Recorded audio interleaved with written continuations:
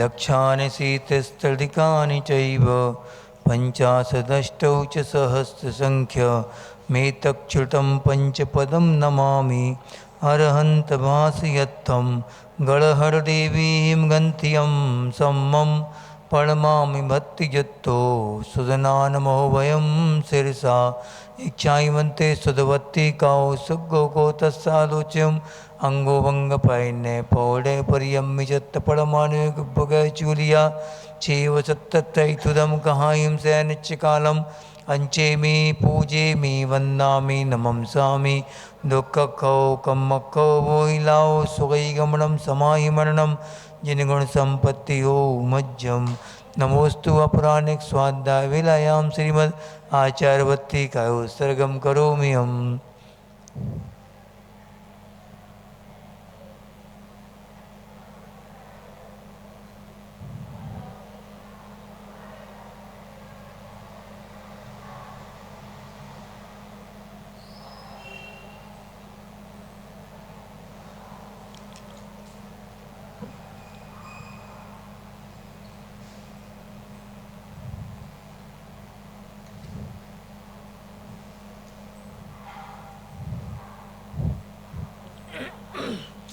सुत जलधि पारगेभ्या स्वपरमति विभावना पटुमतिभ्या स्वचरित तपोनिधेभ्यो नमो गुरुभ्यो गुणगुरुभ्या छत्तीस गुण समग्गे पंचविहाचार करण संदर्शे शिष्यानुग्रह कुशले धम्मायिरे सदा वंदे गुरुभक्ति संयमेरया तरन्ति संसार सायरम घोरम छिन्नन्ति यट्ठकम्मं जम्मं मरणं न पावयन्ति ये नित्यं व्रतमन्त्रहोमनिरता ध्यानाग्निहोत्राकुला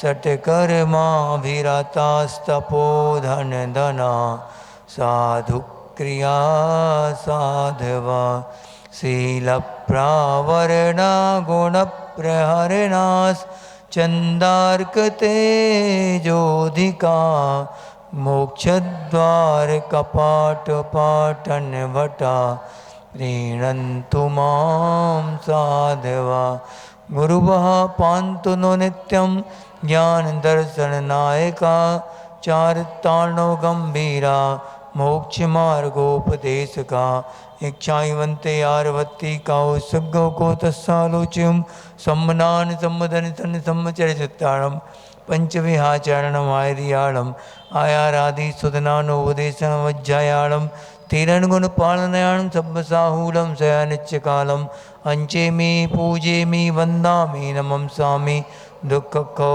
कम खो वोहिलाओ सुगई गमनम समाहि मरणम जिन गुण संपत्ति नमः श्री वर्धमानाय निर्धूत कलिलात्मने सालोकानां त्रिलोकानां यद विद्यादर्पणाय ते दे।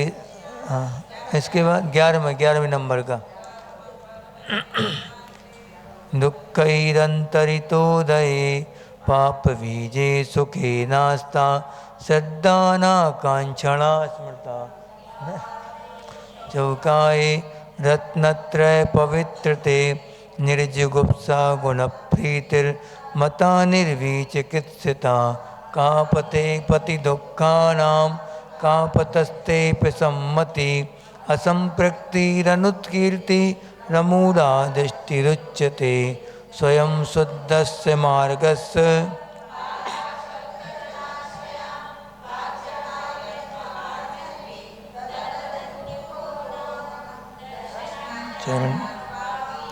चलतां धर्मवत्सलै प्रत्यवस्थापनं प्राज्ञै स्थितीकरणमुच्यते स्वयुत्थान प्रतिसद्भाव सनाथापेतकैतवा प्रतिपत्तिर्यथा योग्यं वात्सल्यमविलप्यते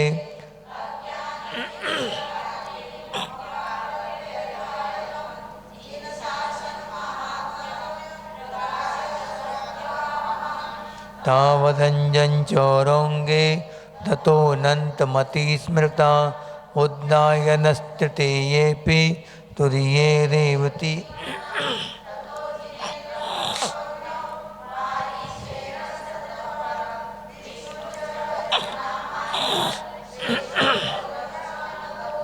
नांग, हाँ बस इसके बाद आगे की पढ़ लो जी वाली। कल कहाँ तक पढ़े थे? 52 तक हैं? 53 से पढ़ लो, जहाँ तक हुई है यहाँ तक पढ़ लो। मनना दो यग त्रयस्त चर सत्वान ना हिनस्त यत्तदाहु छेदन बंधन पीडन मति भारारोपणन व्यतिचारा स्थूल बड़ाद पड़ते पंच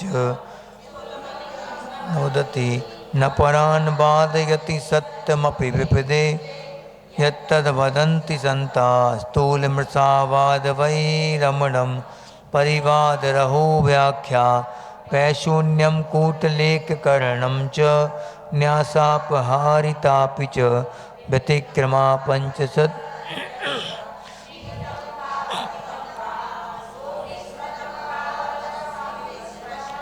न हरति यन्न च दत्ते तद्कथ चौर्यादुपारमणम् चौर प्रयोग चौरा थादान विलोप सदृशन्मृषा हीनादिक विनिमानम पंचास्तेवती पाता न तो परदारान गच्छति न परान गमयति च पाप भीतिर्यद् सा परदार निवृत्ति सुधार संतोष नामापि अन्य विवाह करना नंग क्रीडा विटट्ट विपुलित सा इत्तरिका गमनम च स्मरस्य पंचवती स्वाचारा दंदानादिग्रंथम परिमाय ततोदकेषु निस्पृहता परिमित परिग्रहस्थ च दीक्षा परिमाणमा नामापि अतिवाहनाति संग्रह विस्मय लोभाति भार वहनानि परिमित परिग्रहस्थ च विक्षेपा पंचलक्ष्यन्ते पंचानुव्रत निधयो यत्रावधिरष्टगुणा दिव्य शरीरम च लभ्यन्ते मातंगो धन देवश्च वारिसेनस्तथा परा नीली जयश्च संप्राप्ता धनस जी नहीं पढ़ा अभियान। जब वर्तमान शासन नायक श्री महावीर भगवान की, आचार्य भगवंत श्री समंत भद्रदेव की, आचार्य गुरुदेव श्री विद्यासागर जी महामुनिराज की, नवाचार्य श्री समय सागर जी महामुनिराज की, मुनिवर श्री अजित सागर जी महाराज की, 3 कम 9 करोड़ मुनिराजों की,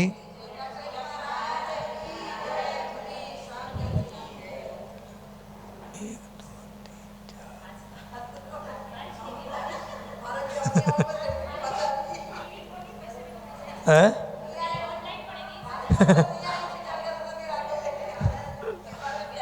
2-10 वर्षी वाली आएंगी अब बस 2-10 वर्षी। अब लास्ट दिन है ना, कल लास्ट दिन है। कल क्यों? कल क्या करोगे दिन भर? लड्डू बनाएंगे। चलो चलो कल नहीं आना, ठीक, कल की छुट्टी रख लें। कल लड्डू बना के खाना तुम लोग।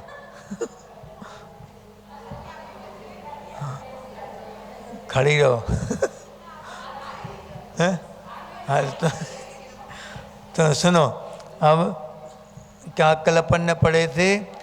5 अणुव्रतों के धारण का फल पढ़ा था अपन ने कि अणुव्रतों में कौन कौन प्रसिद्ध हुए, उनके बारे में पढ़ा था अपन ने। और अणुव्रत की क्या फल बताया था इसका? अणुव्रत को धारण करने का फल क्या है कि 5 अणुव्रतों की जो निधि को निरतिचार पालन करते हैं उनको क्या फल मिलता है? सुरलोकम, यानी कि सुरलोक में उसको वैभव मिलता है। कौन सा वैभव? अवधि ज्ञान और अष्टगुण उसको मिलते हैं। दिव्य शरीरम च लभ्यन्ते, दिव्य शरीर प्राप्त होता है। इस किसका फल है ये? अणुव्रतों को धारण करने का फल। अब अणुव्रतों में प्रसिद्ध व्यक्तियों के नाम बता दिए थे कल, कौन कौन से? अहिंसा अणुव्रत में कौन प्रसिद्ध हुआ? मातंग यानी चांडाल। और अहिंसा के बाद धनदेव, धनदेव काय में हुआ प्रसिद्ध? सत्यानुव्रत में। और बारिसेन मुनि, मुनि नहीं थे, ग्रस्त अवस्था में हुए थे, काय में प्रसिद्ध हुए थे? अचौर महाव्रत में, अचौर अनुव्रत में। इसके बाद नीली, हाँ, अब इसके बाद जय, जय कुमार, हाँ, सुधार संतोषी बोल सकते हैं या फिर परिज्ञा परिमाण दी, ठीक है। उदम नहीं करना, नील, हाँ आ गया वो। हाँ, अब 5 पापों में कौन कौन व्यक्ति प्रसिद्ध हुए ये बता रहे 5 पापों के बारे में। धन स्त्री सत्य घो शौच, तापसा रक्षकावपि, अपाखेयास्तथा श्रमसु, नवनीतो यथाक्रमम्। धनस्त्री सत्य घो शौच, तापसा रक्षकावपि, अपाखेयास्तथा श्रमसु, नवनीतो यथाक्रमम्। पढ़ो।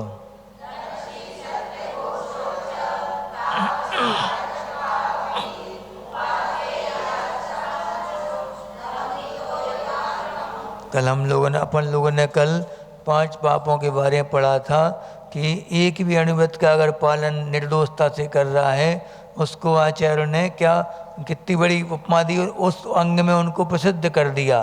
एक भी अनुव्रत उनका था, कौन था, किसका? चांडाल का। देखो बाकी 4 में वो थे नहीं थे, लेकिन एक में तो वो प्रसिद्ध हुए। 4 उनके पास भला ही ना हो, लेकिन एक उनने दृढ़ता के साथ पालन किया और अपनी जान पे आने के बाद भी उनने उस व्रत को छोड़ा नहीं। अपने मुनियों से जो व्रत लिया था उस व्रत को उन्होंने बिल्कुल अंतिम श्वास तक नहीं छोड़ा। किसने? चांडाल ने। इसलिए वो प्रसिद्ध हुए। बैठ जा, ठीक है। तो यहाँ पे अब बता रहे कि 5 पाप, किसी भी धर्म में ये 5 पापों को समर्थन नहीं किया गया। कोई भी धर्म हो, वो भला ही वो धर्म की ओर में बाद में फिर उसका सपोर्ट कर दें, लेकिन प्रथम अवस्था में तो सबको मना बताते हैं सभी लोग। बाद में वो अपने स्वार्थ सिद्धि के लिए भला ही उन्होंने उसका सपोर्ट किया हो, लेकिन प्रत्येक में सभी जगह हिंसा के लिए किसी ने धर्म नहीं माना। और भले ही उनने कि पशुओं को बलि देना, और एक बाद में उन्हें कारण बता दिया पुण्य का कि स्वर्ग आदि मिलने का कारण बता दिया, लेकिन उन्होंने भी अपने ग्रंथों में एकेंद्रिय आदि की हिंसा का निषेध बताया। यज्ञ के नाम पे वो हवन आदि करते थे, पशुओं की बलि आदि देते थे, उसमें वो धर्म के नाम पे उस हिंसा को अहिंसा में बदलने की कोशिश करते रहे। लेकिन शुरुआत में उन्होंने भी क्या किया था? हिंसा का विरोध उन्होंने भी किया था। इसलिए इन 5 पापों में हमेशा अपनी बुद्धि कभी ना जाए, कभी भी अपनी बुद्धि सपोर्ट भी ना करे उन 5 पापों का, कभी भी ऐसी मति अपनी भगवान हमेशा बनी रहे कि अपन कभी पापों के समर्थन में ना आए। कम से कम पाप को पाप के रूप में स्वीकार तो करें। नहीं तो मान लो किसी रात्रि भोजन पाप है, अब रात्रि भोजन पाप है तो किसी को अच्छा लगता है रात्रि भोजन करना, मजबूरी है उसकी करना, तो वो क्या कहने लगे कि नहीं नहीं, आगम में तो ऐसा लिखा है कि जब तक लाइट है तब तक खा सकते, प्रकाश है जब तक खा सकते, किसी की भी लाइट में खा सकते, दिखना चाहिए बस खाना। ये क्या है? शिथिलाचार का समर्थन हो गया यहाँ पे। आप ये बताओ कि आगम में ये लिखा है कि सूर्य अस्त होने के कितने 24 मिनट पहले या फिर 48 मिनट पहले तक आप खा लो हर हाल में। हाँ, 24 मिनट पहले तक आप हर हाल में खा लो, नहीं तो आपको रात्रि भोजन का दोष लगेगा। स्पष्ट आगम में लिखा है। लेकिन आप अपने समर्थन के लिए क्या बोलने लगो कि नहीं, आगम में तो ऐसा लिखा है कि जब तक दिन है तब तक खा सकते, कोई भी प्रकार से जब तक खा सकते आप। तो फिर गर्मी के दिन में 7:45 तक दिन रहता है, कभी कभी खाओ फिर 7:45 तक। नहीं, कभी भी समर्थन बोलना, देखो हम नहीं कर पा रहे वो हमारी मजबूरी है, लेकिन करना तो ऐसा चाहिए, ऐसा अपन को बोलना चाहिए हमेशा कि आगम में तो लिखा है कि 24 मिनट पहले तक आप खा लो, सूर्य अस्त होने के 24 मिनट पहले आप भोजन कर लो। हम नहीं कर पा रहे वो हमारी मजबूरी है, लेकिन ऐसा है, विधान तो ये है, ये बोलना चाहिए सबके सामने। अपनी गलती स्वीकार कीजिए। अपन अपने सपोर्ट के लिए आगम को अपलाप करने लगे, आगम के लिए विरुद्ध बताने लगे, तो ये गलत बात है। कहीं भी शीतलाचार्य का समर्थन जैन आगम में कहीं नहीं किया गया। किसी भी आचार्य ने ये नहीं कहा कि मुनिराज तो हैं बैठ के भी खा सकते, बैठ के भी भोजन ले सकते वो चाहें तो, ऐसा लिखा है कहीं? नहीं लिख सकते, कोई भी आचार्य नहीं लिखा कहीं भी।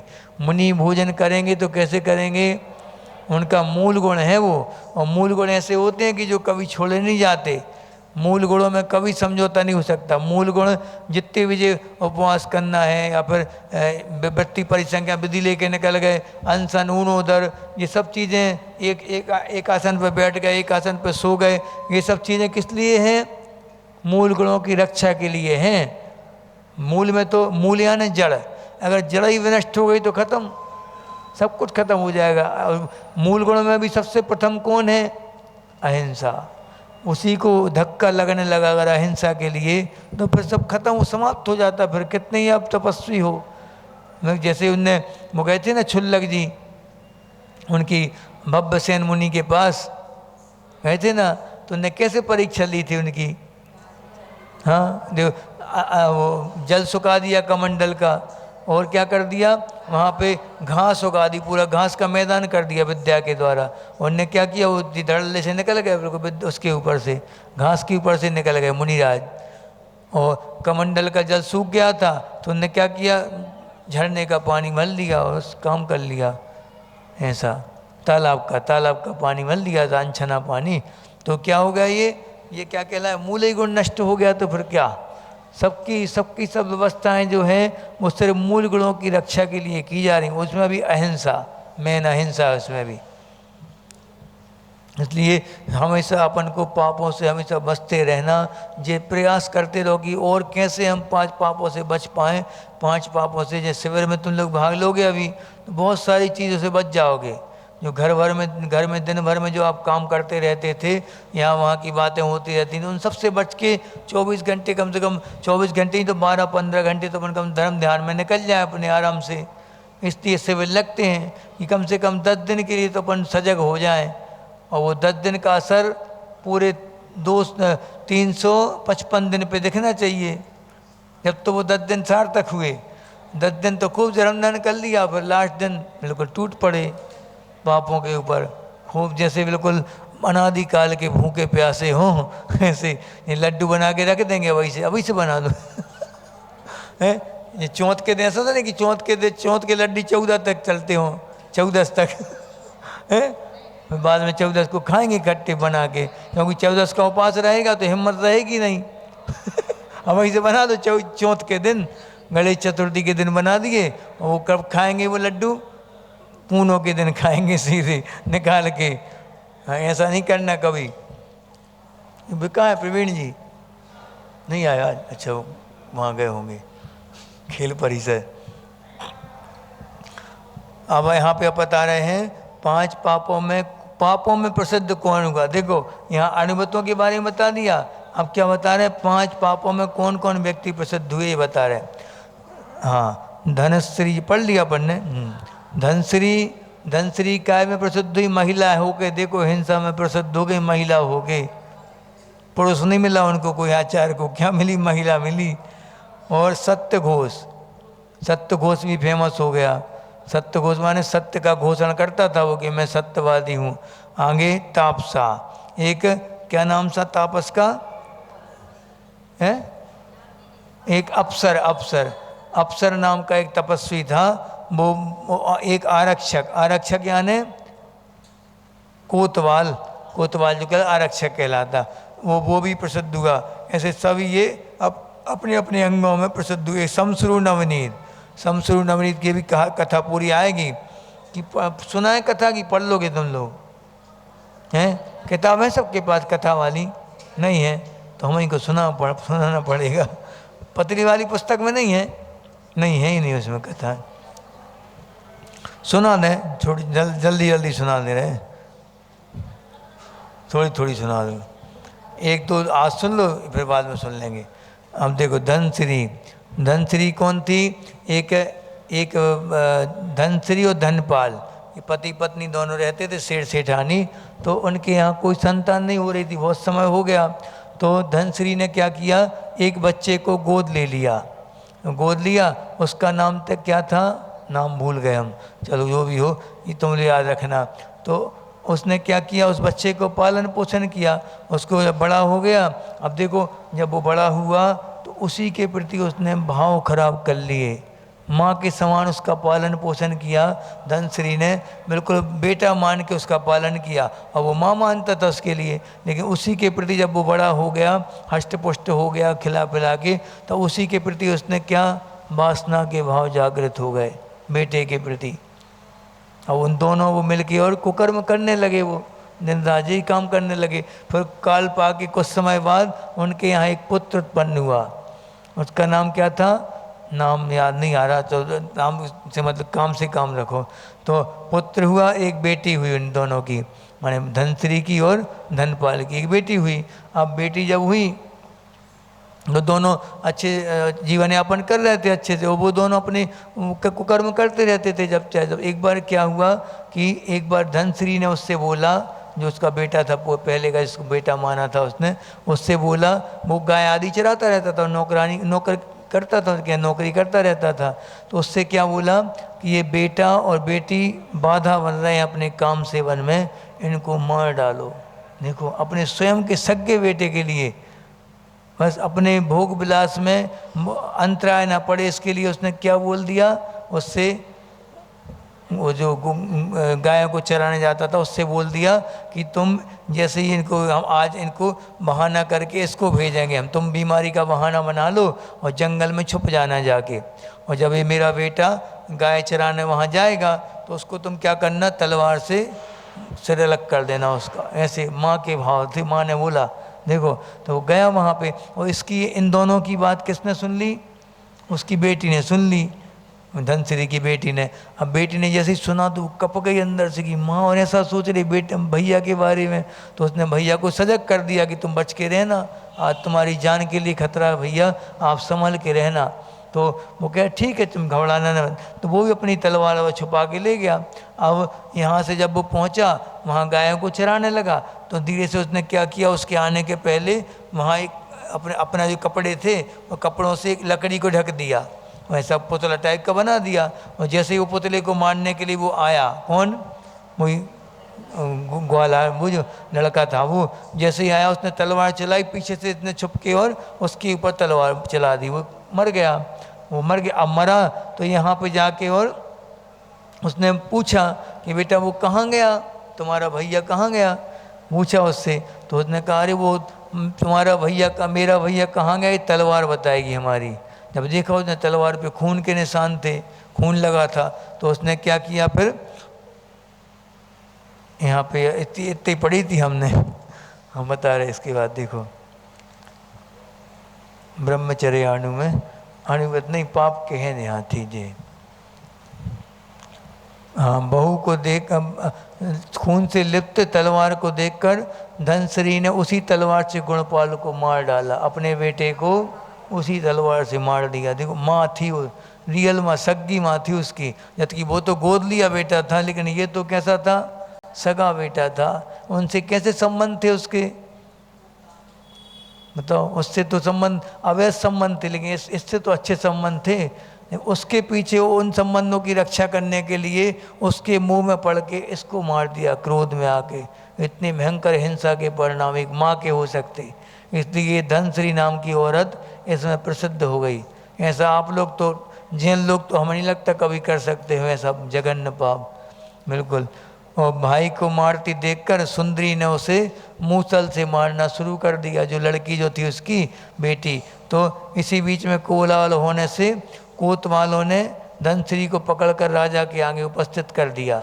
अब दोनों लड़ रही थी वो माँ बेटी, तो दोनों को पकड़ के कहाँ ले गए, वो राजा के यहाँ। अब राजा के यहाँ गए तो राजा ने उनके कान नाक आदि कटवा कर दंडित किया, जिससे मरकर वह दुर्गति में गई, नरक में गई। कौन गई, धनश्री। अब आप सोचो इतने भीषण पाप किसके कारण किए उनने, लोभ में आके, व्यसनों में पड़कर इतने जबरदस्त काम कर डाले। एक माँ ने, एक स्त्री ने भी इतनी हिम्मत कर ली, मतलब ये ऐसा होता है। इसलिए अपन को कभी भी ज़्यादा आसक्ति नहीं रखना किसी भी चीज़ में, चाहे बेटा बेटी हो चाहे पर पुरुष कोई भी हो। आसक्ति के साथ अगर वो पाला जाएगा या कुछ भी होगा उसके प्रति, जैसे कि वो थी क्या नाम इनकी प्रद्युम्न की माँ, पढ़ा कभी प्रद्युम्न चरित्र पढ़ा, उसमें भी यही था। प्रद्युम्न की माँ ने उनको जब उठा के लाए थे वो कुंडल मंडित, तो उनने क्या किया था, उनको इतने प्यार से पालती थी उसकी माँ। लेकिन जब प्रद्युम्न कामदेव थे वो बहुत सुंदर थे देखने में, तो जैसे ही प्रद्युम्न जब युवा हो गए और विद्या सिद्ध करके लौटे जब वो, तो बहुत अच्छी इनका तेज, इतना तेज था चेहरे का युवावस्था में, उनको देख के उनकी माँ मोहित हो गई जिनने उनको पाला था, जो उनकी धर्म की माँ थी जो, वो उनको देख के मोहित हो गई और क्या बोलने लगी उनसे कि हमें हमारे साथ तुम काम सेवन करो। तो उनने क्या बोला उनसे, प्रद्युम्न ने कहा कि आप हमारी माँ हैं।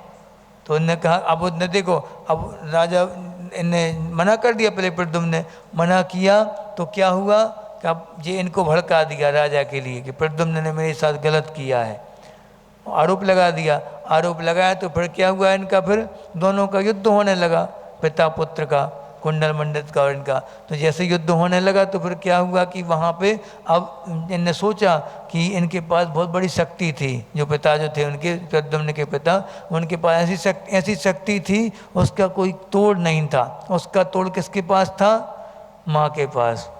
तो फिर उनने नाटक किया, माँ से कहा कि हम तुमसे मिलने तैयार हैं, आप आ जाओ। तो अब कहा कि पहले हमें विद्या दो। हाँ, तो विद्या दे दी उनने लोभ में आके कि हम प्रद्युम्न हमारे साथ रहेंगे अब। तो जैसे ही उन्हें विद्या दी, अब कहा कि विद्या देने वाली माँ गुरु कहलाती है, गुरु गुरु माँ के समान होता है, तो आप हमारी माँ है। पैर छू लिए उनके, ठगी ठगाई रह गई वो। अब क्या वहाँ से निकल गए, फिर वो चले गए, जीत गए। तो युद्ध हमारे बता रहे कि किसी के प्रति भी भाव कब किसके कैसे हो जाए, ये सब क्यों होते हैं भाव, मातृत्व वहाँ कहाँ चला जाता उस समय। ये भाव इसलिए होते हैं क्योंकि पूर्व जन्म का कोई ना कोई संबंध जरूर रहता है। जैसे रावण के भाव सीता के प्रति क्यों खराब हुए थे, पूर्व भाव का वर्णन पढ़ो उनके, कई भाव का पुराना रिश्ता था उनका, लक्ष्मण का, रावण का और सीता का। कभी पति पत्नी बनते, कभी माँ बेटे बनते, कभी ये बनते। तो ऐसे भाव जैसे जैसे आप पूर्व पर्याय में भाव करते आ रहे वैसे अभी होंगे वर्तमान में, ऐसा था। तो उनके पुराना रिश्ता जो था वो इस समय उदय में आ गया, उदय में आया तो वैसे भाव हुए उनके, और भाव हो गए तो महाराज जी हमारी थोड़ी गलती इसमें, कर्म का उदय था ऐसे भाव हो गए, हमने कर लिया, हमारी कौन सी गलती। नहीं, ऐसा नहीं। कर्म के उदय में आचार्य का एक बहुत अच्छा दुआ है कि मैंने किए विगत में कुछ पुण्य पाप, आ रहे उदय में स्वयमेव आप, होगा न बंद तब लो जब लो न राग, कर चिंता नहीं उदय से बन बीत राग। क्या मतलब, मैंने जो विगत में, विगत यानी पूर्व अवस्था में हमने जो पुण्य और पाप किए थे उनका उदय शुभ पुण्य और पाप के रूप में आ रहा है।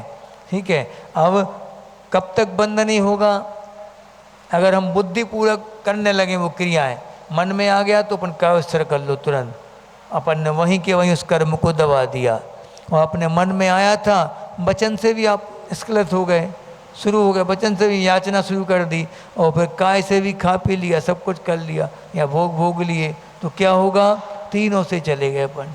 मन में आता है उसी समय दबा दिया जाए तो उसे क्या अतिक्रम कहते हैं, इसमें क्षमा है।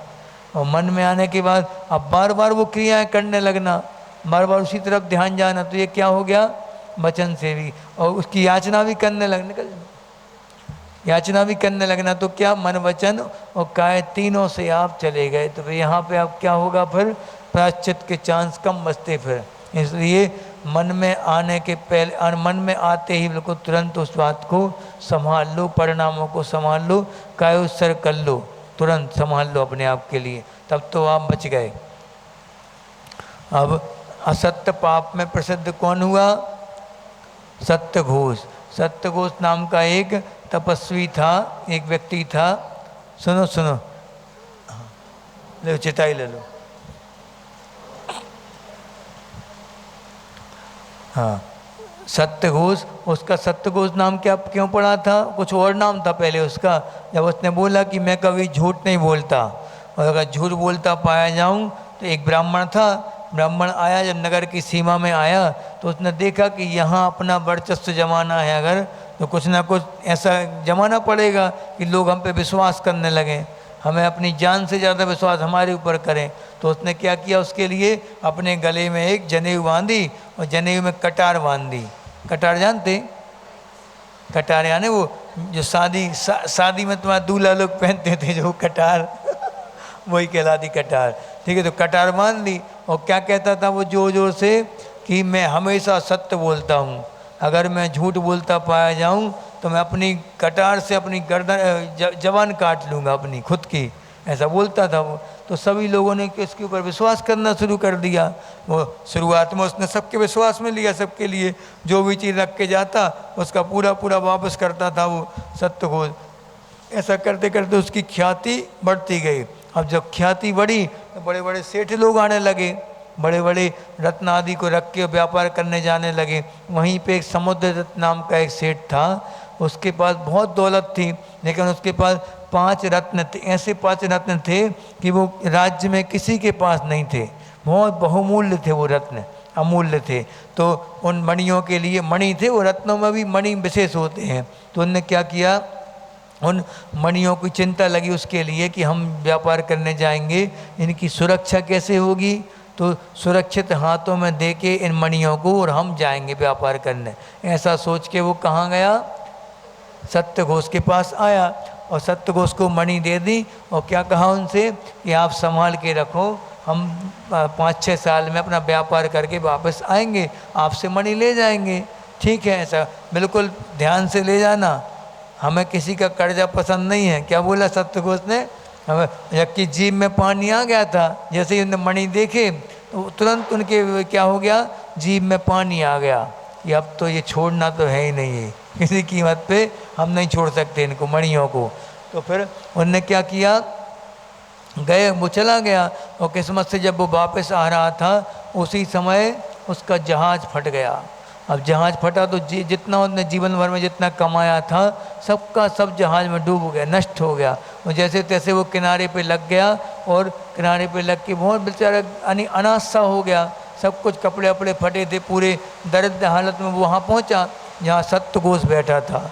और सत्यघोष ने जब देखा दूर से कि वो आ रहा है व्यापारी, पहचान गया उसको और अपने दोस्तों से बोल दिया कि देखो एक अभी भिखमंगा व्यक्ति आएगा, वो कहेगा मेरे रत्न दे दो, मैं बहुत परेशान हूँ, मेरा सब कुछ नष्ट हो गया और मैं व्यापार शुरू करना चाहता हूँ, अभी रत्न मंगाएगा। हम ना जानते हैं ना कोई पागल व्यक्ति है वो, अब तुम लोग जानते हैं हमें कि नहीं, हम हमेशा सत्य बोलते कि नहीं, हाँ आप तो सत्य बोलते हैं हमेशा। बस तो फिर क्या हुआ, जैसे ही वो आया उसने मांगे अपने रत्न कि हमारा सब कुछ बर्बाद हो गया, हम आपके भरोसे, अब हमारा जीवन मात्र तुम्हारे हाथ में है, आप जैसे आप हमारे रत्नों को दे दो, हम अपना व्यापार शुरू करेंगे। अब बस उनने पहले ही बोल दिया था सत्यघोष ने सबको। तो उनने क्या किया, सबको सबने उसको मार मार के और वहाँ से निकाल दिया बाहर। बाहर निकला बेचारा पागल सा हो गया, वो विक्षिप्त हो गया। जब उसको इतना बड़ा सदमा लगा कि हमारा सब कुछ चला गया, कुछ नहीं बचा, तो फिर उसने गली गली में वो चिल्लाता फिरता था कि सत्यघोष ने मेरे रत्न रख लिए, मुझे पागल कर दिया, मैं पागल नहीं हूँ, ऐसा चिल्लाता फिरता था सब जगह। सब उसको पागल समझते थे, लेकिन क्या होता, वो दिन भर घूमता रहता था गलियों में और रात में जाके वो एक पेड़ के ऊपर बैठ जाता था और वहाँ बैठ के खूब जोर जोर से चिल्लाता था, वो सत्यघोष पापी है, चोर है, उसने रत्न रख लिए, ऐसा चिल्लाता था। और वो पेड़ जो था वो कहाँ था, राजमहल के पीछे था, वहाँ रानी का महल था। रानी रोज़ सुनती थी उसके लिए कि क्या करता है ये, एक ही बात को कोई व्यक्ति अगर पागल होता है तो उल्टा सीधा बकता रहता, दिन भर कुछ ना कुछ नया नया बकता रहता। वो जे व्यक्ति ऐसा पागल है, एक ही बात को बार बार क्यों बोलेगा कोई पागल व्यक्ति। उसको शक हो गया रानी के लिए, तो रानी ने उसको बुलाया। रानी ने पूछा तुम ऐसा क्यों चिल्लाते हो। फिर उसने बोला कि ये सत्य, मैं व्यापारी हूँ, फलाने देश से आया था, इनने हमारे रत्न रखे थे, इनने हमारे साथ ऐसा ऐसा किया, मैं बर्बाद हो गया। तो फिर रानी ने कहा कि हम तुम्हारा न्याय करवाएंगे, आप चिंता मत करना बिल्कुल। तो फिर अगले दिन रानी ने किसको बुलाया? सत्यघोष के लिए जुआ खेलने के लिए बुलाया। अपने यहाँ वो चौसर खेलते हैं, चौसर खेलने के लिए बुलाया। अब रानी के साथ चौसर खेलना बहुत अच्छी बात है, ये तो खूब पैसा मिलेंगे। ये लोभ में आके वो आ गया सत्यघोष।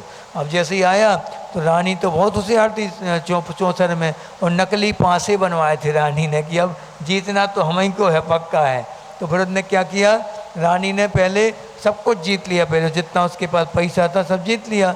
उसने कहा कि कुछ नहीं तुम्हारे पास, कैसे पुरोहित हो तुम, अब क्या दाव पे लगाओगे बताओ? तो उसने कहा चलो हम अपनी जनेऊ दाव पे लगाते हैं।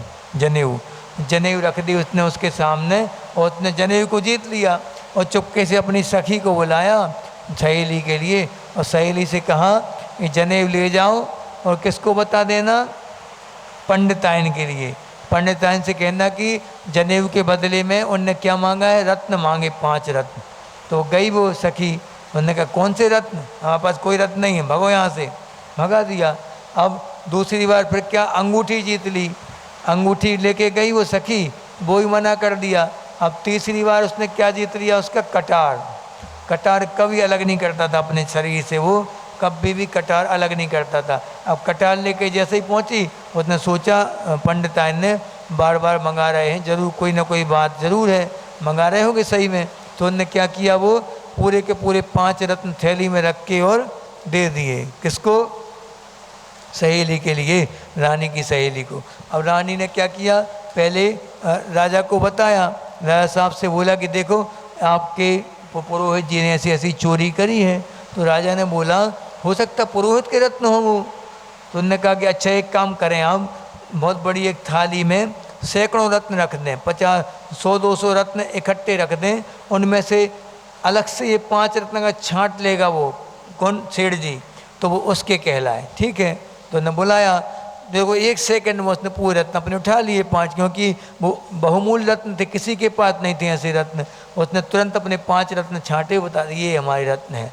वही रत्न बुलाई थी वहाँ से सहेली, 2 मिनट में न्याय हो गया। अब पुरोहित को बुलाया गया, पुरोहित से 3 सजाएं दी गई उसको। कौन कौन सी? 3 में से कोई एक सजा चुन लो। पहली सजा क्या थी? पहली सजा थी 2 तसले गोबर खाना। क्या 2 तसला? यार अगर मान लो खा ले गोबर आदमी, एक आध प्लेट खा लेगा एक आध बड़ी प्लेट खा लेगा मान लो। 2 तसला गोबर खाना, इतने बड़े तसला कैसे खाएगा? तो फिर उन्होंने कहा कि भैया जी अपने बस का तो लग नहीं रहा।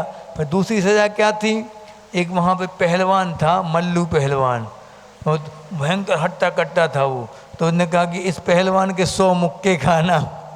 कितने? 100 मुक्के खाना। या फिर तीसरी सजा क्या थी? चाबुक खाना, 100 चाबुक। अब 3 में से कोई एक चुनना था। उसने से गोबर तो हम नहीं खाएंगे। और पहलवान को देखा उसने, ये पहलवान जी तो मार ही डालेगा, हम एक ही मुक्का में, कोड़ा खा लो। तो जैसे ही कोड़ा, अच्छी नंगी पीठ पे कोड़ा खाना है, तो जैसे ही 2-3 कोड़े लगे, चमड़ी निकल गई, तो बहुत दर्द हुआ, भयंकर असहनीय वेदना हुई। तो वो चिल्लाने लगा, हमें तो गोबर खिला दो। अब गोबर खाया, कितना खाएगा आदमी गोबर, बताओ, उल्टी हो गई पूरी। अब गोबर खाने के बाद देखो झूठ बोलने का नतीजा है जी, कितना खतरनाक सज़ा मिलती झूठ बोलने की। फिर उसके बाद तीसरी सज़ा चुनी उसने पहलवान के मुक्के खाना। 4-5 मुक्के घले, पंडित जी स्वर्ग सधार गए, स्वर्ग नहीं नरक सधार गए। अब क्या हुआ, मर के वो क्या बने? उसी खजाने में भुजंग बने। खजांची बन गए वो, सालों तक, हजारों साल तक रक्षा करते रहे खजाने की। ऐसा होता, इसलिए सत्य अपन को कभी भी सत्य वचन से विमुख नहीं होना, हमेशा जितना हो सके सत्य बोलना। कैसा सत्य बोलना? जो दूसरों को चुभे, ऐसा सत्य नहीं बोलना। जिससे किसी की ज़िंदगी बर्बाद हो जाए, ऐसा सत्य नहीं बोलना। झूठ तो बोलना ही नहीं है, सत्य भी नहीं बोलना है ऐसा। अब चोरी, हिंसा, झूठ, चोरी। चोरी में कौन प्रसिद्ध हुआ? तपस्वी।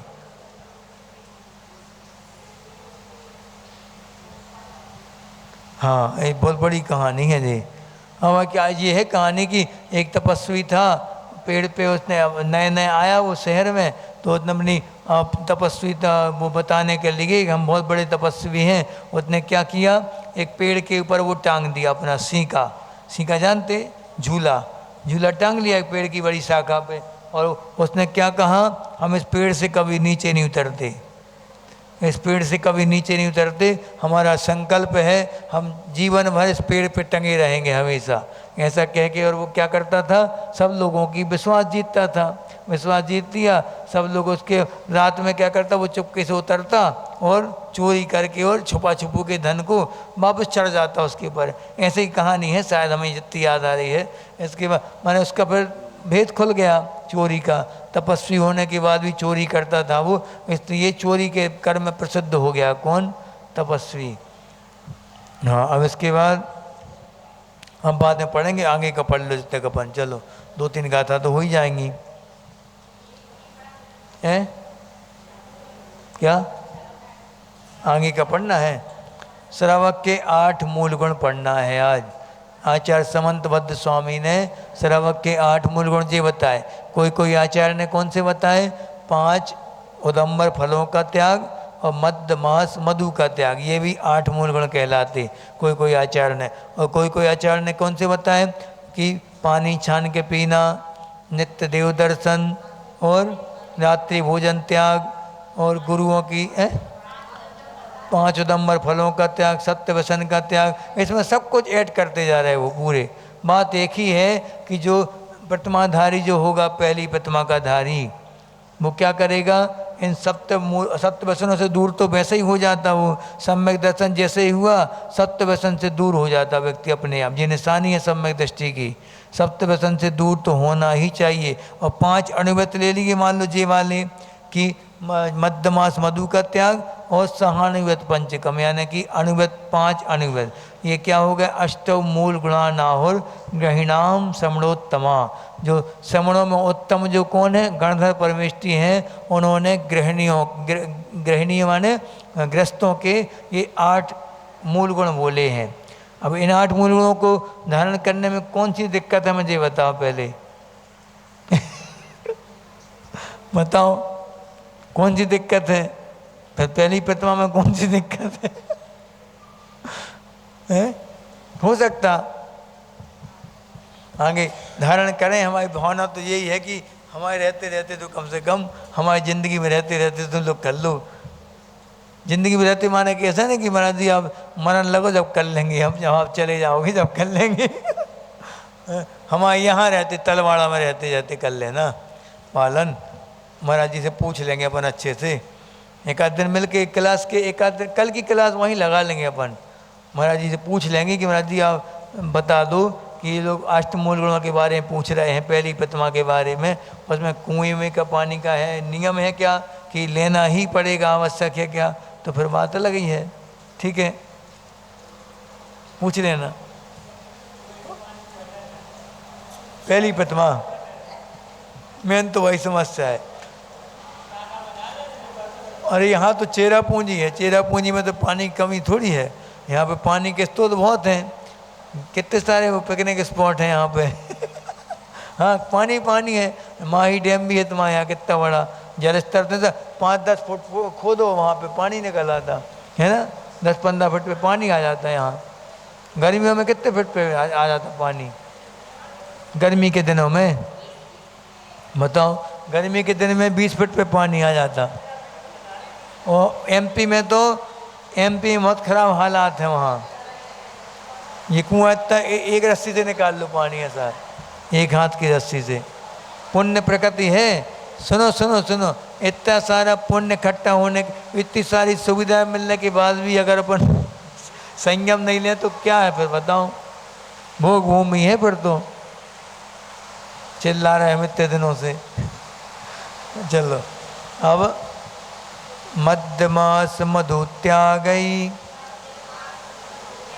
सहानुव्रत पंचकम अष्टौ मूल गुणानाहुर गहिनाम श्रमणोत्तमा मध्यमास मधु त्यागई सहानुव्रत पंचकम अष्टौ मूलगुणानाहुर ग्रहिणाम श्रमणोत्तमा। पढ़ो।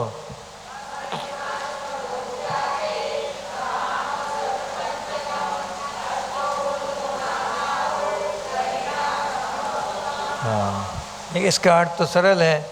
मध्य मास मधु के त्याग द्वारा सहानुव्रत पंचकम, इनके साथ क्या अनुव्रत होना चाहिए। पंचकम यानी 5 अनुव्रत भी हों।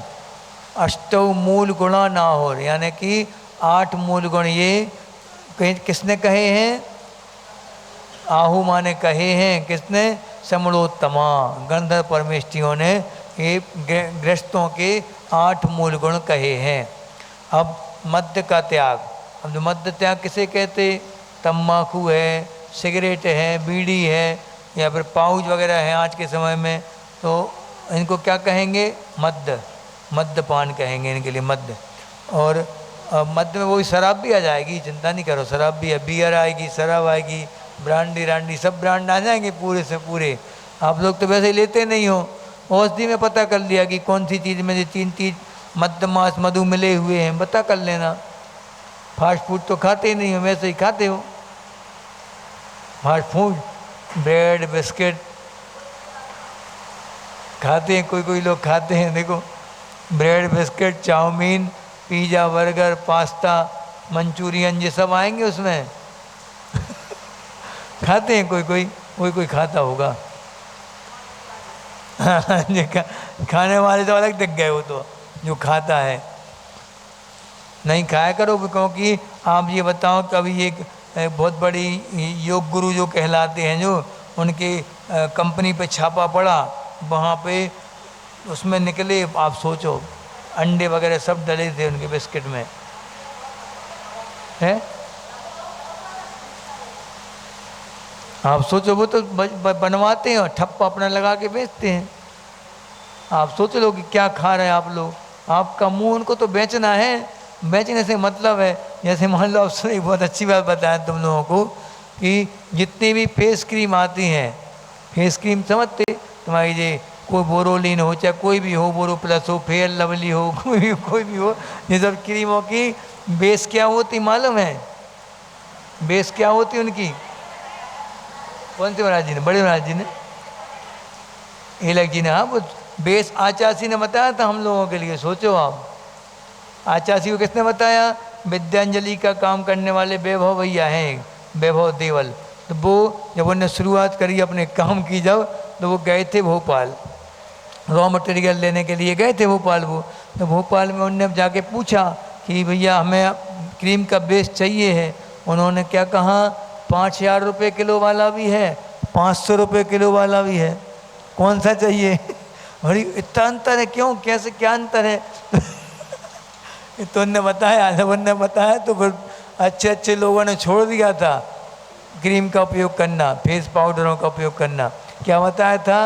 उन्होंने कहा था, आप लोग जो पोटी जाते ना जब आपके सेप्टिक टैंक फुल हो जाते, जब पूरे पैक एयर पैक में खुद पूरे, तो उनमें एक गटर होता है, आजकल गटर बनने लगे आजकल, वो उसमें उनने अपना सेक्शन लगाया, पाइप, बड़ी वाली मशीन आती, खूब बड़ी मशीन है नगर पालिका की, और उसको ढर ढर करके पूरे का पूरा खींच लिया। उसमें संगी पंचेंद्री जीवों का मलीदा लीदा सब कुछ आ गया पूरा। सोचो आप, अब उसको वो क्या करते हैं? कलरलेस, स्मेललेस करके और आपको भेज देते सप्लाई, और तुम पोत पात के मन शुद्धि वचन शुद्धि काय शुद्धि आहार जल शुद्ध है, आप जानो महाराज। कौन कौन लगाता? कोई नहीं लगाता, कोई क्रीम नहीं गर्मियों में कौन सी क्रीम गर्मियों में? फेयर लवली, बोरोलिन है, कोई नहीं लगाती। ठंडी में घर में बना लो। और फास्ट फूड का बोला था, जब कोई नहीं बोल रहा था उस समय, कौन कौन खाता? बोलो, खाते क्या? खाते बिस्किट, ब्रेड खाते, पाव, सॉस, ये सब चीज़ें खाते हैं जो लोग। बाहर जाते होटलों में क्या मिलता है, यही सब चीज़ें मिलती हैं। बिना अंडे के ब्रेड बन नहीं सकता, बनेगा भी तो 2 4 5 10 घंटे से ज़्यादा नहीं चल सकता वो। अगर उसकी ड्यूरेशन बढ़ाना है तो उसमें मिलाते हैं, मिलाना ही पड़ेगा उनको। एगलेस ब्रेड मिले तो लो। ईस्ट पाउडर डलता है उसमें। ईस्ट पाउडर क्या है समझ जाओ। अब छोड़ना चाहिए। हम इसलिए बोल रहे हैं क्योंकि मध्यमास मधु में सब आएंगे, आपके हर चीज़ आएगी। ये सब सोच समझ के ले लो। अब प्रतिमाधारी बनना है, पहली प्रतिमा के भाव बन गए मान लो, और फिर ये नहीं छोड़ पाए तो क्या मतलब फिर? किस लिए कर रहे हैं, किस लिए खा रहे हैं आप ये सब चीज़ें? किसके लिए खा रहे हैं? अब शौक तो चलेंगे नहीं, क्योंकि पहली प्रतिमा का लक्षण जब पढ़ोगे अपने आप विरक्ति आ जाएगी आपको इन सब चीज़ों से। संसार शरीर भोग निर्विन्ना बोला स्पष्ट उनने। पहली प्रतिमा का लक्षण क्या है? पंच गुरु चरण शरणो, जिसके लिए मात्र 5 गुरु ही शरण हैं। पंच परमेष्टि जिनको शरण है, और संसार शरीर भोगों से जो निर्विन्न यानी कि वैराग्य धारण कर चुके हैं संसार शरीर भोगों से, ऐसा व्यक्ति पहली प्रतिमा का अधिकारी है। खाने पीने की चर्चा तो बाद में होगी, पहले आप भोगों से विरक्ति तो हो। भोगों से विरक्ति नहीं है, छोड़ नहीं पा रहे अपन ये फास्ट फूड जैसी चीज़, जबकि उसमें तो कुछ काम की चीज़ भी नहीं कि बहुत अनिवार्य हो, तुम्हारे प्राणों के लिए अनिवार्य हो, ऐसा तो है नहीं। तब भी नहीं छोड़ पा रहे तो फिर क्या बोले हम?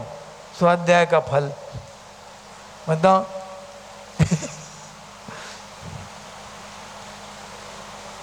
कौन कौन खाता? अच्छा ईमानदारी से बता दो जो खाता हो। नहीं नहीं छुपाने वाली बात थोड़ी, क्योंकि छोड़ना हो तो छोड़ दो, जबरदस्ती वाला काम तो है नहीं किसी के साथ। अकेले में आके बोल देना हमसे, ठीक है? अकेले में आके बता देना कि हम क्या क्या खाते हैं और कौन कौन सी चीज़ कैसे शुद्ध तरीके से बन सकती है क्या, तो हम बता देंगे, उसका तरीका बता देंगे। जो चीज़ आप खाते हो, जो पसंद हो, उसकी सही सही विधि हम बता देंगे, वो बना लेना घर पे, खा लेना है। हमसे अकेले में आके बात कर लेना, नहीं माने कोई सास के साथ आ जाना। क्योंकि तुम्हारी बनाना तो सास को पड़ेगा, या तुम्हें बनाना, बच्चों को बनवा लेना ऐसा। तो ये सब अपन के लिए शोभा नहीं देता। कम से कम जैन कुल में पैदा होने वाले बच्चे तो ये सब चीज़ों का जन्म से त्याग होता है 8 साल की उम्र से।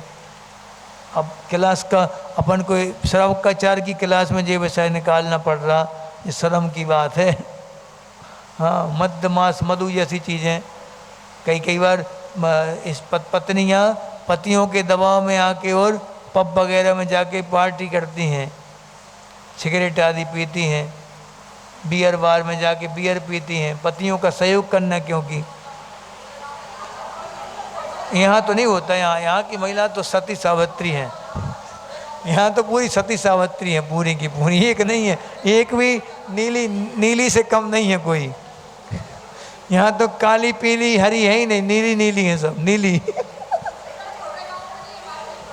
सब कल अपन ने पढ़ी थी ना नीली की कथा, यहाँ सबकी सब नीली हैं, काली पीली कोई नहीं, नीली नीली। देखो बच्चियों ने त्याग कर दिया, छोटे छोटे बच्चों ने फास्ट फूड का त्याग कर दिया 1-1 साल के लिए। गुणम आता गुणम और उसके क्या नाम, ये बच्ची बैठी पीछे, सब ने त्याग कर दिया बहनों ने। थोड़ा सा अपन को संयम रखना पड़ेगा अपने ऊपर, क्योंकि उनको खाने की अब इतना बड़ा सुनो बातचीत नहीं। ये देखो लड़की आई अब शुरू हो गई बातें। हाँ चुपचाप बैठो चुपचाप। क्या हुआ, आचार्य के पास एक आए थे व्यक्ति थे, वो चाइल्ड स्पेशलिस्ट थे, बहुत बड़े स्त्री रोग विशेषज्ञ भी थे। उनने भारत के नंबर 1 के स्त्री रोग विशेषज्ञ थे वो। जब आए और आके आचार्य ने उनसे पूछा, आचार्य के पास बैठे, आचार्य ने कहा कि आजकल जैनों में ये बहुत देखने मिलने लगा है कि या तो बच्चे नहीं होते शादी के बाद, और होते भी हैं तो एक आध मुश्किल से होता, विकलांग वगैरह होने लगे बच्चे, ऐसा क्यों होता? तो उनने बहुत शानदार कारण बताए थे, उनने 2-3 कारण बताए थे, उनमें 2 कारण हमें याद हैं। पहला कारण क्या बताया था उनने कि लेट विवाह करना, सबसे बड़ा कारण ये था। और दूसरा कारण बताया था उनने क्या, फास्ट फूड का सेवन, क्योंकि इसमें लेड होता है, और लेड जब अपने शरीर में जाता है तो या तो नपुंसकता पैदा करता है या फिर बांझपन पैदा करेगा आपके लिए।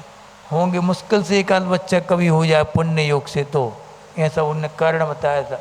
अब इतना बड़ा कारण है, अपन जैन कुल में जो बच्चा आना चाह रहे हैं, जो जीव आना चाह रहे, उसके तुम बाधा बन रही हो, तो क्या कहें हम, कितनी लोलुपता है। धनश्री से कम नहीं है वो। हाँ, उसकी उसकी वही लालसा थी, काम सेवन की लालसा थी, तो अपने बेटे तक को मरवाने तैयार हो गई, बेटे को मार भी दिया और बाद में उसने। आप सोचो, जिसके दो चीज़ें बताई थी ना हमने, एक कामेंद्री, भोगेंद्री। तो भोगेंद्री, कामेंद्री कौन सी है, जीव और स्पर्शनेंद्री, ये कामेंद्री कहलाती हैं। इन पर नियंत्रण बहुत अनिवार्य है, क्योंकि अपने यहाँ पे अब तत्पर सूत्र में 5 व्रतों की, महाव्रतों की 5 भावनाएं दी हैं। उसमें क्या कहा गया, स्त्री राग कथा श्रवण, तन मनोहरांग निरीक्षण, पूर्वव्रता अनुस्मरण, व्रत श्रेष्ठ रस, स्वस्थ शरीर संस्कार त्यागा पंच। मैंने ब्रह्मचर्य व्रत को अखंड रखना है तो ये उपाय करें।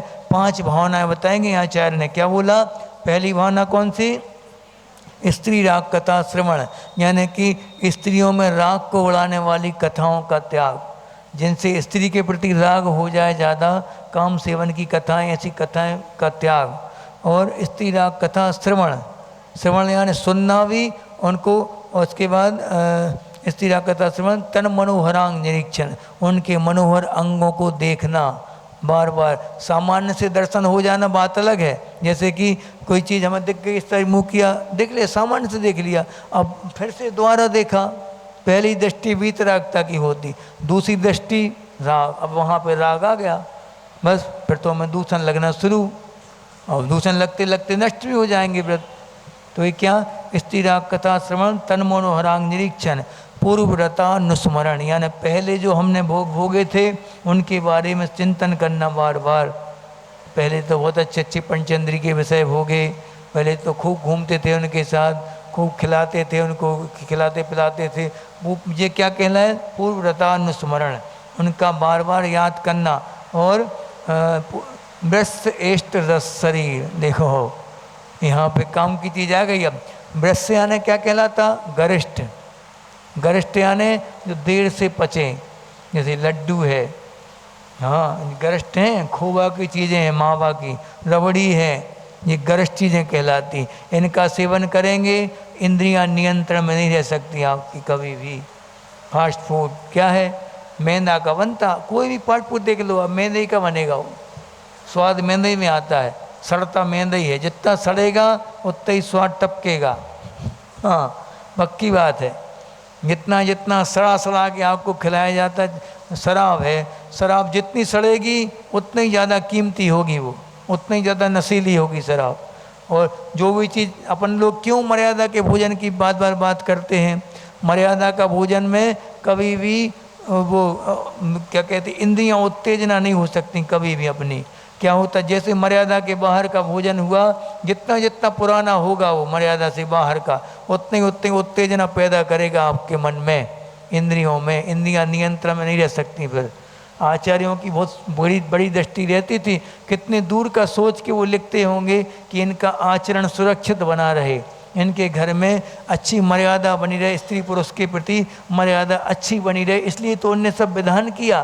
तुम लोगों को लगता कि कैसा धर्म है जी, जब देखो जब महाराज जी तो खाने पीने के पीछे पड़े रहते हैं, जब देखो जब ये त्याग करो, वो त्याग करो, वो त्याग करो, तो क्यों ना के कहें हम, क्योंकि आप इतने बड़े कुल में उत्पन्न हुए हैं, उच्च कुल में, उच्च कुल की मर्यादाओं का पालन भी तो होना चाहिए। और मर्यादा का पालन कब होगा, जब आपके पेट में सात्विक चीज जाएगी, तब तो मर्यादा पाल पाओगे आप, क्योंकि जैसा खाओ अन्न वैसा हो मन। आप अगर उल्टी सीधी चीज खाओगे, मर्यादा के बाहर का भोजन करेंगे, तो क्या होगा हाल, फिर ये होना है, मन आपके नियंत्रण में नहीं रहेगा, इंद्रियां कंट्रोल में नहीं रहेंगी, फिर अनकंट्रोल में फिर धनश्री जैसे हाल होंगे, पक्का है। इसलिए खाने पीने पर, जीभ के ऊपर अपना स्वयं का नियंत्रण होना चाहिए। इतना तो जब तब तो आगे जाके व्रतों का पालन कर सकता निर्दोष, नहीं तो आप सोचो कि हम सब कुछ खाते रहें, हमारा मन तो पवित्र महाराज जी, ऐसा हो ही नहीं सकता। 3 काल में नहीं हो सकता। कभी आचार्यों ने लिख दिया जब स्पष्ट, हम लोगों को जब शुरुआत हुई थी तो आचार्य जी ने क्या बोला था कि आप चिताई पे सो, बिस्तरों का त्याग करो, गद्दा पल्ली का त्याग। अब जैसे ही आचार्य जी ने त्याग करवाया उसी साल भयानक ठंड पड़ी थी ज़बरदस्त, उसी साल। तो हम लोगों को वो पूरी ठंड काटना मुश्किल हो गया था उस साल, क्योंकि इतनी भीषण ठंड पड़ी थी। पहली परीक्षा अग्नि परीक्षा हुई थी सीधी। उसके बाद हम लोगों ने फिर अब घर में सोए अगर बिस्तर आदि के बिना तो माता पिता रोते थे, ये कर रहे वो कितना त्याग कर रहा है, कितना त्याग। रात में वो 2-2 बजे रात में, 12 बजे रात में आके और ढक जाते थे वो कम्बल लम्बल मम्मी वगैरह माने माता वगैरह करती थी। हम लोग की अपनी साधना में बाधा जाती थी, तो हम लोग फिर धर्मशाला में रुकने लगे, वहाँ साधना करने लगे। तो धर्मशाला में अच्छे से कोई ना देखेगा ना कोई भौंकेगा हाँ अच्छा रहा, वहाँ पे पल पल गई। इनका मोह त्याग करना पड़ेगा आपको, माता पिता का, घर का, शरीर का, तब जाके साधना हो पाती है। ऐसे थोड़ी आसानी से मुनि बन जाते कोई भी।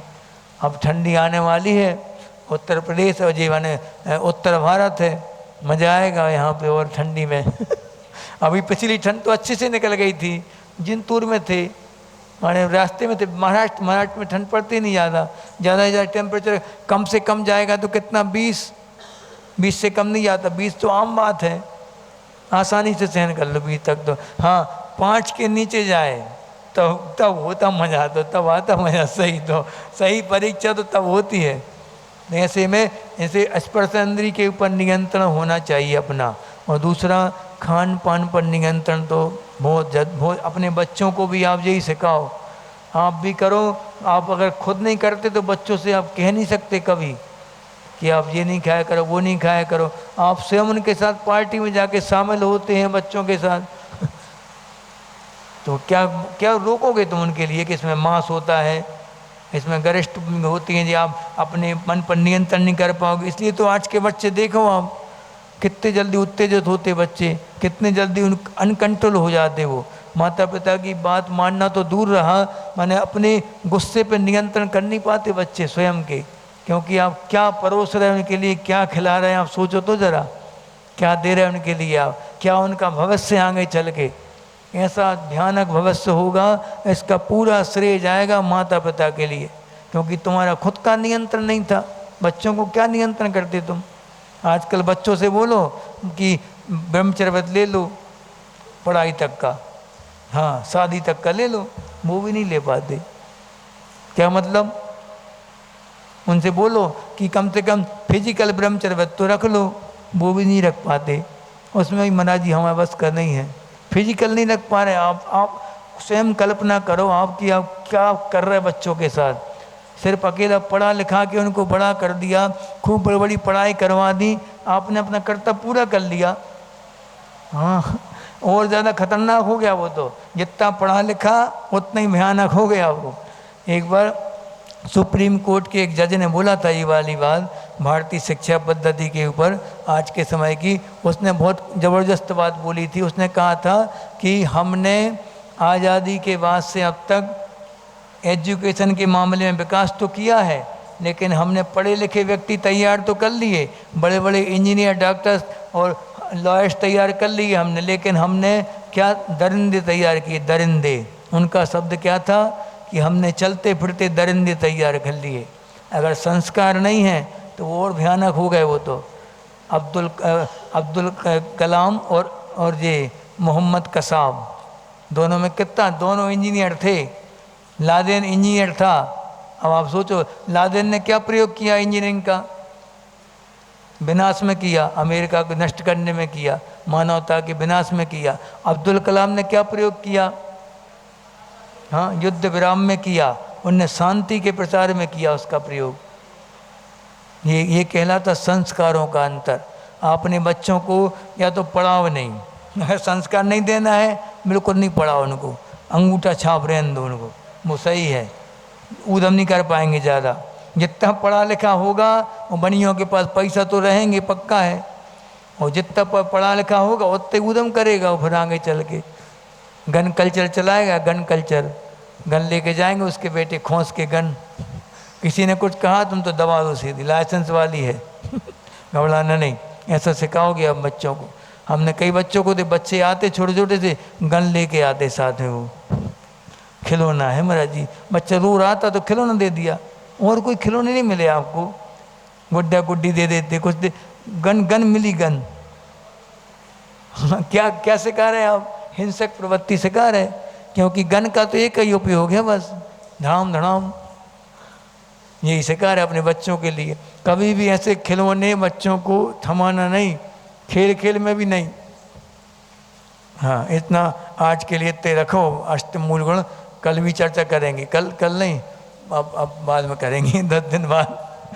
बुद्धि समाधि परिणाम शुद्धि स्वात्मोपलब्धि शिव शोक सिद्धि चिंता मणिम चिंतित वस्तुदाने तो अम्बंद मानस मोहास्तुति।